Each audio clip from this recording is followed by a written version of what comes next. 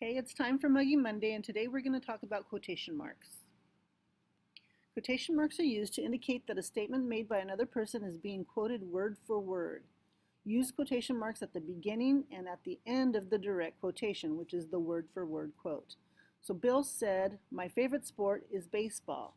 So the exact words he said was, "My favorite sport is baseball." So we put quotation marks in front of that first word and behind the last word to indicate that that is a direct quote.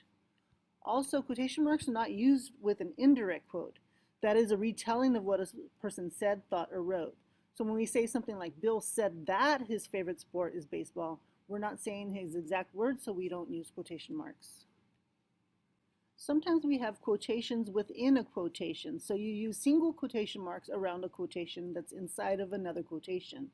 So in this quote, President Franklin D. Roosevelt once said, "Major League Baseball has done as much as any one thing in this country to keep up the spirit of the people," stated Mr. Pennebaker. So the quote that Franklin Roosevelt said has the single quotes around it, and then Mr. Pennebaker said the whole thing, so we put the double quotes around it. And notice that when the single quote when the quote of the other person that's within the entire quote ends at the same place that the entire quote ends, you use the single and the double quotation in the same place. Sometimes a direct quote is divided into two or more parts by explanatory words such as he said, she exclaimed, they reported, etc. In such cases, use quotation marks before and after each part of the quotation. Also, commas separate explanatory words from the quotation. So we have the first baseball game between two organized teams, comma, quotation, Mr. Pennebaker explained, comma, so you put another comma, and then you open the quotes again, was in Hoboken, New Jersey on June 19th, 1846. And then that's the last word he said, so we put the closing quotations. When the second part of a divided quotation is a new sentence, use a capital letter. If the sentence is not new, do not capitalize the second divided quotation. In 1845, Alexander Cartwright started the Knickerbocker Baseball Club of New York, Mr. Pennebaker told us. He is known as the father of organized baseball for his contribution.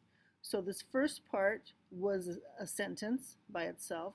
The second part was still his quotation, but it's a second sentence, so we put a period and we separate it by putting quotations around it to indicate that that's the second part of this quotation. If one speaker's words continue for more than a paragraph, each paragraph should begin with a quotation mark. However, a closing quotation mark should not be used until the end of the entire quotation. So no quotation mark at the end of the first paragraph, but you would put it at the end of the second paragraph when the speaker has finished speaking.